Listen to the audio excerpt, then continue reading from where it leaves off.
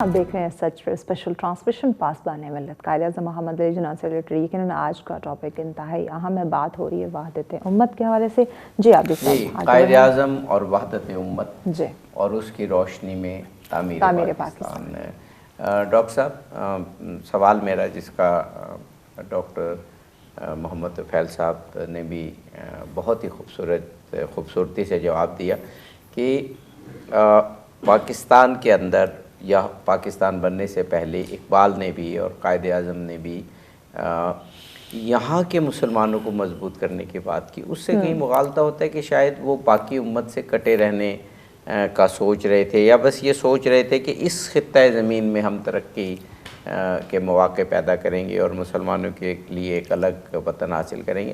لیکن اقبال کے خطبات اور ان کی جو شاعری ہے اور قائد اعظم کی تقاریر، خطبات اور عمل یہ بتاتے ہیں کہ نہیں، پورے امت مسلمہ کے وحدت کی فکر انہیں تھی، پورے امت مسلمہ کے مسائل کی فکر انہیں تھی، اور وہ یہ جانتے تھے کہ اگر ایک خطے کے مسلمان مشکل میں ہیں تو دوسرے خطے کے مسلمان بھی آرام سے نہیں بیٹھ سکتے، کیونکہ وہ ایسے رشتے میں جو ہے پروئے گئے ہیں کہ ایک جگہ خرابی ہوگی تو دوسری جگہ بھی۔ تو میں نے مثال کے طور پہ کہا تھا کہ انڈونیشیا جو بالکل ایک طرف خطہ ہے، وہ اس میں بھی جب ان مسلمانوں کو مشکلات ہوئیں اور وہ آزادی کی جنگ لڑ رہے تھے تو آپ نے بیانات دیے کہ ہم ان کی جد و جہد میں ان کے ساتھ ہیں۔ جی، ڈاکٹر صاحب نے جیسے فرمایا تھا کہ انگلینڈ کے وزیر اعظم کو انہوں نے کہا، قائد اعظم نے، کہ جس طرح آپ فلسطین میں معاملات کو مینج کر رہے ہیں تو یہ بحیثیت مجموعی مسلمانوں کے لیے پریشانی کا باعث بن جائے گا۔ جیسے آپ نے انڈونیشیا کی بات کی، پھر اس کے بعد ڈاکٹر صاحب نے ایک اور ملک کا ذکر کیا، تو یہ والی بات تو رول آؤٹ ہو گئی نا کہ قائد اعظم صرف پاکستان کے لیے یا سب کانٹیننٹ کے مسلمانوں کی بات کر رہے تھے۔ قائد اعظم ایک وسیع پراسپیکٹیو پہ بات کر رہے تھے کہ جہاں پہ وہ ان کی جڑت جو تھی وہ قرآن حکیم سے تھی اور حیات نبوی صلی اللہ علیہ وسلم سے تھی۔ جب وہ آپ صلی اللہ علیہ وسلم کے پیغام کی روشنی میں ایک اسلامی ملک چاہتے تھے، ایک اسلامی معاشرہ چاہتے تھے، تو اس اسلامی معاشرے کی اور ملک کی جڑت جو تھی، جو تعلق تھا، وہ باقی دنیا سے بننا تھا۔ اگر ہم دیکھیں تو یورپین یا بالادست ممالک کی جو ڈیوائیڈ اینڈ رول کی پالیسی ہے، اس نے مسلمانوں کی وحدانیت کو، ان کی یکتائی کو شدید نقصان پہنچایا۔ ہم دیکھتے ہیں کہ کوئی بھی اسلامی ملک جو سر اٹھانے کی کوشش کرتا ہے تو لیبیا کے ساتھ کیا ہوا، عراق کے ساتھ کیا ہوا، اس کے بعد شام کے ساتھ کیا ہوا، جارڈن کے ساتھ کیا ہوا۔ اب بات یہ ہے کہ جب ایک پٹ رہا ہوتا ہے نا تو دوسرے خاموش بیٹھے ہوتے ہیں۔ اب اگر ہم کسی آرگنائزیشن کی بات کریں یا کسی معاشرے کی بات کریں، جب ہم فنڈز کی بات کرتے ہیں، جب ہم اس کی معاشیت کی بات کرتے ہیں تو وہ اس کا لائف بلڈ ہے۔ اب عمومی طور پہ ہم دیکھ سکتے ہیں کہ اگر مسلمان ممالک جیسے G8 ہے، G6 ہے، یورپین یونین ہے، تو جیسے وہ آپس میں متحد ہیں، اگر اسی طرح اسلامی ممالک جو ہیں یہ اپنے وسائل کو شیئر کرنا شروع کریں، یہ جیسے ایسے کہ غریب ممالک سے عرب ممالک جو ہیں وہ ہیومن ریسورس مین پاور لینا شروع کر دیں، جیسے پاکستان کی جو مختلف قسم کی مصنوعات ہیں وہ پرچیز کرنا شروع کر دیں، جب تک معاشی طور پہ یہ ممالک آپس میں منسلک نہیں ہوں گے نا، یہ رشتہ نہیں بڑھے گا۔ اب مسئلہ یہ ہے کہ جی ہر شخص جو ہے نا آفٹر ویلتھ ہے، ملک ہوں، اشخاص ہوں، تو پاکستان ایک ایسا ملک ہے جو یہ اپرچونیٹیز دیتا ہے، لیکن دیکھنا ہے کہ پاکستان میں ایسا کیا ہے کہ ہم ایسا نہیں کر سکتے۔ اب قائد اعظم کی اگر حیات طیبہ اور پاکستان کی سٹرگل کو دیکھا جائے تو بہت واضح ہے کہ کوئی لڑائی نہیں ہوا، کوئی جھگڑا نہیں ہوا قائد اعظم کے پارٹ پہ، یعنی انہوں نے ٹیبل ٹاک پہ لاجک سے، منطق سے، آرگومنٹ سے لوگوں کو متحد کر کے with the power of vote ایک ملک کو حاصل کر لیا۔ ایک تو یہ صدیوں پرانا یہ نظریہ کہ تلوار کے زور پہ ملک بنتے ہیں، تلوار کے زور پہ ہی ملک ٹوٹتے یا ختم کیے جاتے ہیں.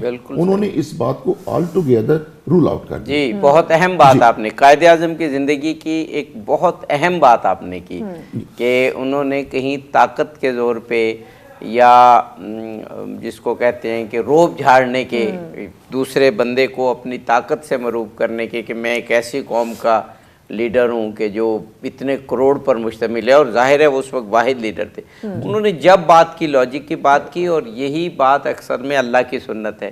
قرآن پاک میں بھی جب بات ہوئی تو لاجک کے ذریعے بات ہوئی, لوگوں کے ضمیروں کو, لوگوں کے دماغوں کو متاثر کرنے کے بعد. اب دیکھیں, اگر فرض کیا ہے پاکستان کے بننے کے وقت ہم بلڈ شیڈ دیکھتے ہیں تو وہ صرف پنجاب کی حد تک ہے, جہاں کی ایک جگہ کے لوگ دوسری جگہ مائیگریٹ کر رہے تھے.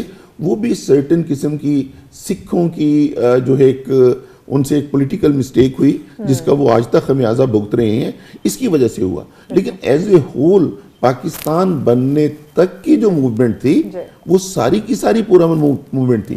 یہ موومنٹ قائد اعظم کی سٹرگل ایک اور بات کی طرف اشارہ کرتی ہے جسے سمجھنے کی ضرورت ہے. وہ یہ ہے بغیر لڑائی جھگڑا کیے بھی معاملات کو سدھارا جا سکتا ہے. جب سدھارنے کی بات ہوتی ہے تو پھر اس سدھار کے لیے آپ کا کیس کتنا مضبوط ہے, اب کس پیشنس کے ساتھ لے کے بڑھتے ہیں, اب کون سی ایسا وسائل ہیں یا کون سی ایسی چیز ہے جو مسلمان ممالک کے درمیان کے پاس نہیں ہے. اگر کمی ہے تو اعتماد کی ہے, یونٹی کی ہے, آپس میں ریلیشن کو سٹرینگتن کرنے کی ہے, ایک دوسرے پہ ڈیپینڈ کرنے کی ہے, اور ایک قوم کی طرح ابھرنے کی ہے.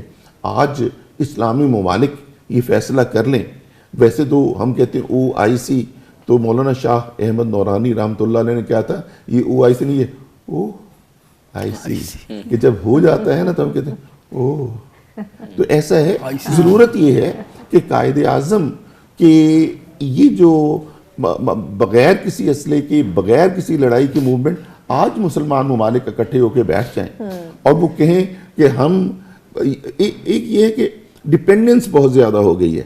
اب ہم پاکستانی دیکھیں کہ اگر پاکستان سے سعودی عرب یا ایمریٹس کوئی چیز خریدتے ہیں تو اس میں ہم ملاوٹ کتنی دیتے ہیں. اگر ہمارے یہاں سے ہیومن قائد اعظم نے 11 اگست کی تقریر میں یہ ساری باتیں کی تھی جو آپ کر رہے ہیں. جی وہ ان کا ہم نے کل بھی کہا کہ مائنورٹیز سے متعلق وہ زیادہ مشہور ہو گیا, لیکن وہ پاکستان کے آئین کا بھی اور پاکستان کی تاریخ کا بھی پریمبل ہے. تو اس میں انہوں نے جو جو چیزیں کسی ملک کے لیے زہر قاتل ہو سکتے ہیں, یعنی اس کو ختم کرنے, اس کی جڑیں کھوکھلی کرنے میں وہ معاون ثابت ہو سکتی ہے, ان سب کا ذکر کیا, جس میں یہ بددیانتی, ڈس آنیسٹی اور ایون یہ جو بلیک مارکیٹنگ اور ملاوٹ کا بھی ذکر کیا. سر میں اگلے دن ایک جگہ پہ ہم کچھ دوست بیٹھے ہوئے تھے تو بات ہو رہی تھی کہ آج کل نا پنک سالٹ کی بات ہو رہی ہے. پاکستان سے ٹنوں کے حساب سے انڈیا پنک سالٹ جاتا ہے اور وہاں سے پیک ہو کے وہ گرامز کی صورت میں باہر بکتا ہے. تو ویئر از آنیسٹی لیول, اس آنیسٹی کو چیک کس نے کرنا ہے, کس نے, کیا list of wealth, heaping up the wealth by illegal means اتنا زیادہ مضبوط ہو گیا ہے کہ نہ ہم انسانوں کا خیال کر رہے ہیں, نہ ہمارے اعتقادات کا خیال کر رہے ہیں, اور ہم گردنیں کاٹتے چلے جا رہے ہیں. کہاں ہے مقننہ, کہاں ہے عدالتی انصاف کہ ایک ملک جو اسلام کے نام پہ بنا, کیا اس میں انصاف ہے؟ اگر انصاف نہیں تو پھر ضرورت ہے کہ پاکستان کے سیاستدانوں یہ اکٹھے ہو کے بیٹھیں اور دیکھیں کہ ہمارے نظام انصاف میں مسائل کہاں پہ ہیں. اگر یہاں پہ رشوت ستانی ہے تو دیکھنا ہے کہ اس کو ختم کیسے کرنا ہے. اگر یہاں پہ اقربہ پروری ہے تو دیکھنا ہے کہ اسے ختم کیسے کرنا ہے. اگر یہاں پہ کوئی اپہیول ہے تو اسے ہم نے کیسے ختم کرنا ہے. اب بات یہ ہے قائد اعظم نے فرما دیا. بریک لینے جو آپ نے مسائل بیان کیے قائد اعظم کے ارشادات کی روشنی میں, اس بریک کے بعد پھر آپ دونوں شخصیات سے پوچھیں گے کہ ان کے حال کیا ہے. ڈیٹیل اس گفتگو کو ناظرین ہم آگے بڑھائیں گے, لیکن اس شارٹ بریک کے بعد ہمارے ساتھ رہیے گا. اسپیشل ٹرانسمیشن پاسبان ملت قائد اعظم سے متعلق پورا عشرہ منایا جا رہا ہے, جس میں آج کا ٹاپک یہ انتہائی اہم ہے. بات ہو رہی قائد اعظم اور وحدت امت, اور ساتھ ہی قائد اعظم کے تصورات کی روشنی میں تعمیر پاکستان. بہت ہی جو ہے وہ اہم پہلوؤں پہ ڈسکشن کی جا رہی ہے. آپ بھی سب مہمانوں کا ایک دفعہ پھر سے تعارف کروائیے. جی ہمارے ساتھ ڈاکٹر محمد طفیل صاحب موجود ہیں, ہمارے ملک کے ایک معروف دانشور ہیں, اور مجھے تو یاد پڑتا ہے کہ ہم نے پی ٹی وی ہوتا تھا ایک, تو ہم بچپن یا چلے میں زیادہ نہیں کہتا تو لڑکپن کہہ دیتا ہوں, اس میں ہم ڈاکٹر صاحب کو پی ٹی وی پہ دیکھا کرتے تھے, ایک ہی چینل, اور ہمیں یہ معلوم نہیں تھا کہ ہمیں یہ سعادت حاصل ہوگی ایک وقت میں کہ ہم ڈاکٹر صاحب کو پروگرام میں لائیں گے اور ان سے بات کریں گے. اسلامک یونیورسٹی کے آپ سمجھیں اس بانی ٹیم میں سے چیئر کیا آپ نے, سیرت جو چیئر تھی اس کو ہیڈ کیا, اور بہت پازیٹیو دانشور, اور سچ کا یہ خاصہ کہ وہ لاتے ہی بالکل ایسی شخصیات. ڈاکٹر علی احمد کھرل صاحب موجود ہیں, آپ بھی ماہر تعلیم ہیں, اور اسلام آباد میں ایک بہت ہی, میں نے جیسے پہلے بھی کہا, باوقار ادارے اور کالج کے آپ سربراہ ہیں, اس کو آپ نے اور باوقار بنا دیا. ڈاکٹر صاحب اب یہ پروگرام کا دوسرا حصہ ہے. ابھی مہوش نے بات شروع کرتے ہوئے ایک بہت اچھا جملہ کہا کہ قائد اعظم کے تصورات کی روشنی میں. اب مجھے جب بات ہو رہی ہے نا وحدت امت کی, کہ قائد اعظم نے کیسے وحدت امت پیدا کی, تو قائد اعظم نے اسلامی تصورات کو جتنا خوبصورت بیان کیا, اور اس میں اسلام کا جو امتیاز ہے انسانیت کی برابری کا تصور, کہ تمام انسان آدم کے اولاد ہیں, رسول پاک کا خطبہ, اور وہ سب برابر ہیں. مجھے یاد پڑ رہا ہے کہ کسی انگریز سیاستدان سے مخاطب ہوتے ہوئے, یا قائد اعظم تو آرگو بلڈ کرتے تھے نا, اور ایسا آرگومنٹ بلڈ کرتے تھے کہ اگلے کو زج کر دیتے تھے, تو انہوں نے بتایا کہ ہم ہندوؤں سے, ہندو جو تصورات ہیں اس سے مختلف ہیں, وہاں پہ ذات پات کا نظام ہے. قائد اعظم نے یہ کہا کہ اسلام میں ایسا نظام ہے کہ جب میں نماز پڑھتا ہوں تو میرا جو خانسامہ ہے, میرا کوک ہے, وہ میرے ساتھ کھڑے ہو کے نماز پڑھتا ہے. کیسے قائد اعظم نے ایک عملی طور پہ یہ بتایا. تو وہ جو ایک امت مسلمہ کی برابری کا تصور, بھائی چارے کا تصور ہے, قائد اعظم نے اس تصور کو استعمال کرتے ہوئے قوم کو یکجان کر دیا. بہت شکریہ عبدی صاحب اس دوسرے گھنٹے میں, اور اس میں ہم قائد اعظم رحمۃ اللہ علیہ کی زندگی اور افکار کی نئی پرتیں کھولنے کی کوشش کرتے ہیں, اور اللہ سے توفیق بھی چاہتے ہیں. میں اتحاد امت کی ایک حقیقت سے آغاز کرنا چاہوں گا کہ آپ کو پتہ ہے کہ جب پاکستان اور ہندوستان وجود میں آئے اور برطانوی راج یہاں ختم ہوا تو کچھ ناانصافیاں ہوئیں. قائد اعظم ان ناانصافیوں سے بھی باخبر ہی نہیں تھے, بلکہ ان کے ازالے کی پوری کوشش کرتے رہے, اگرچہ انہیں وقت زیادہ نہیں ملا, اور اس کے بعد جو ذمہ داریاں ادا کی جانی چاہیے تھیں شاید اس میں بھی کوئی زیادہ بہت پرجوش ہم نہیں رہے. لیکن اینی ہاؤ میں کشمیر کا ذکر کیے بغیر نہیں رہ سکوں گا کہ کشمیر بھی ایک مسلمان علاقہ ہے, اور یو این او کے پلیٹ فارم سے انٹرنیشنلی ریکگنائزڈ ڈسپیوٹڈ ٹیریٹوری ہے. یہ یعنی وہی فلسطین کی طرح, جیسے فلسطین ایک متنازع علاقہ ہے, ویسے کشمیر بھی ایک متنازع علاقہ ہے. اگرچہ مشرقی پنجاب بھی متنازع علاقہ ہے, لیکن وہ اس لیول پر نہیں گیا کہ جس لیول پر کشمیر جو ہے, جس میں یو این او کے ریزولیشنز موجود ہیں کہ لوگوں کو حق خود ارادیت دیا جائے اور ان کے باشندوں کی رضامندی کے مطابق اس کے مستقبل کا فیصلہ کیا جائے. یہ ابھی فیصلہ ہونا باقی ہے.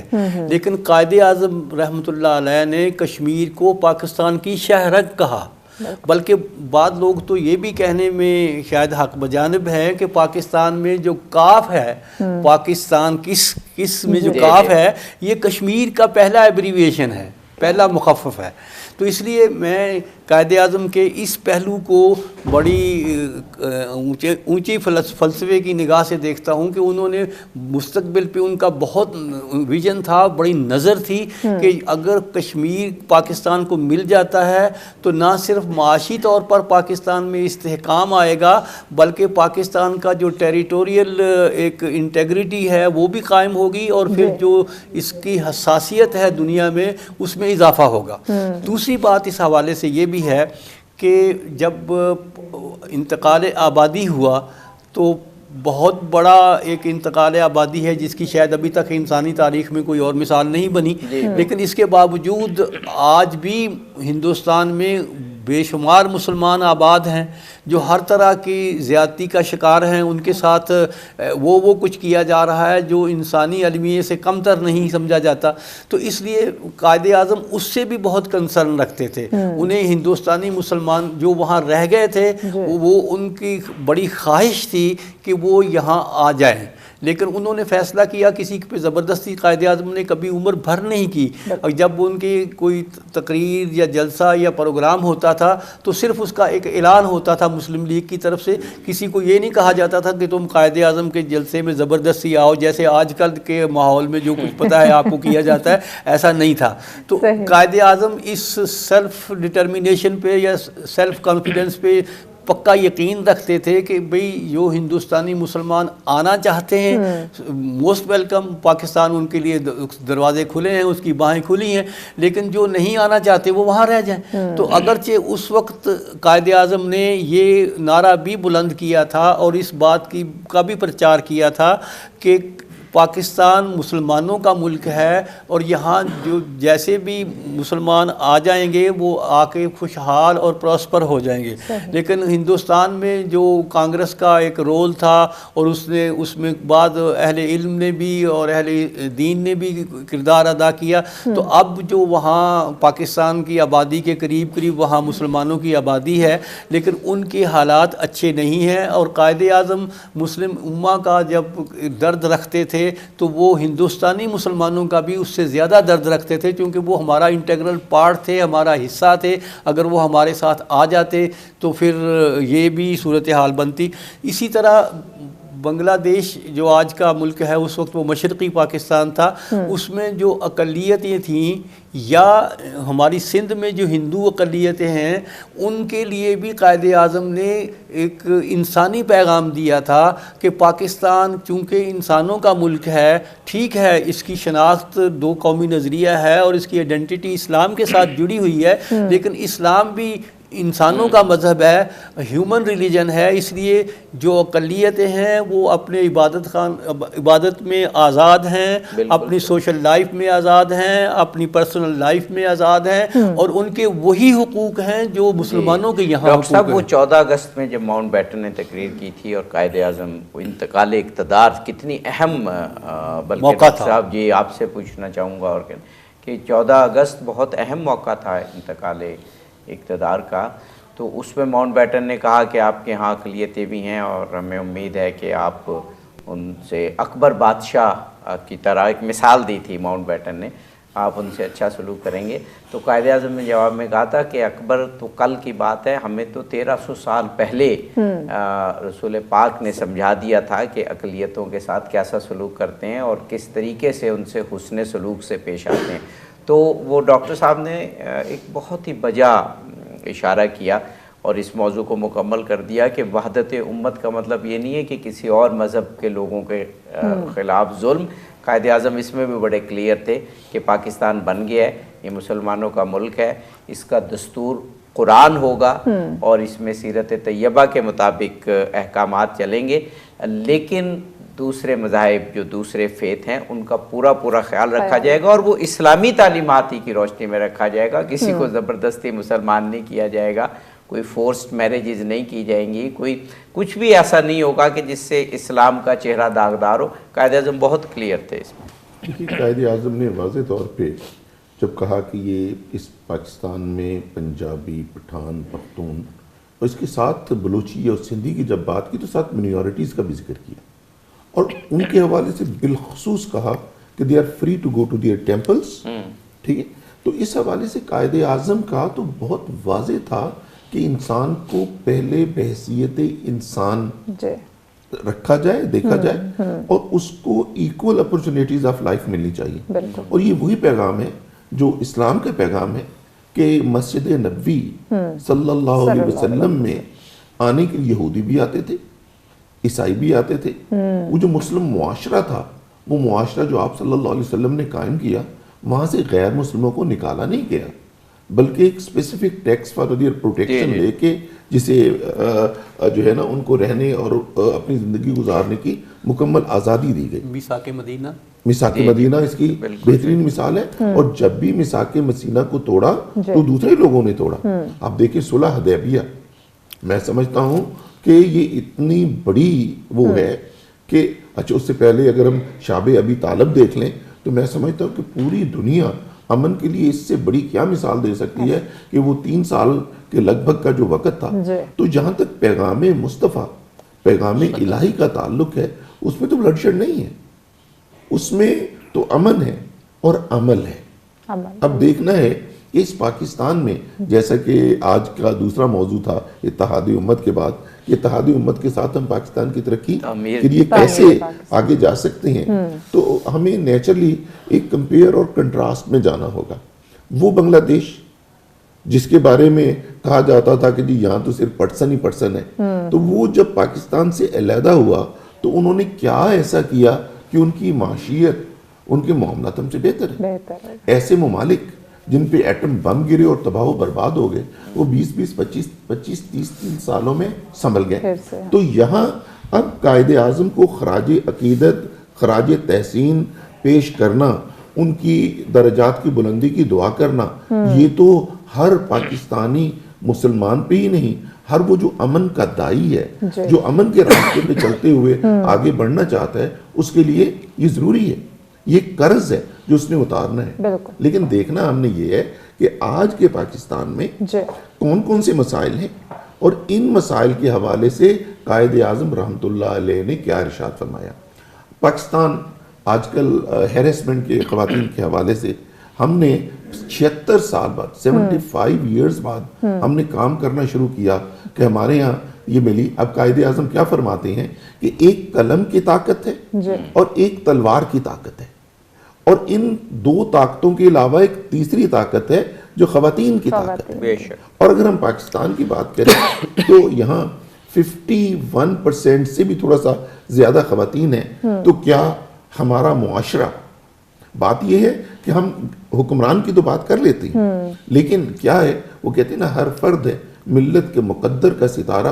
क्या बहसीयत इंसान, बहसीयत पाकिस्तानी, हर शख्स जो उसके फ़राइज़ हैं वो अदा कर रहा है। अब देखिए जब हम बात करते हैं एक मुआशरे की, उसकी जुड़त की, तो बात होती है हकूक़ व फ़राइज़ की। जो मेरे हक हैं वो आप पे फ़र्ज़ है, जो आपके हक हैं वो मुझ पे फ़र्ज़ हैं। तो हमें देखना है कि क्या ये तब्दीली का अमल ऊपर से स्टार्ट होगा या नीचे से स्टार्ट होगा। ऊपर से स्टार्ट होगा तो हमें इंतज़ार करना होगा उस वक़्त तक जब तक बाअमल, बाकिरदार हुक्मरान ना आ जाए। एक तो ये तब्दीली है।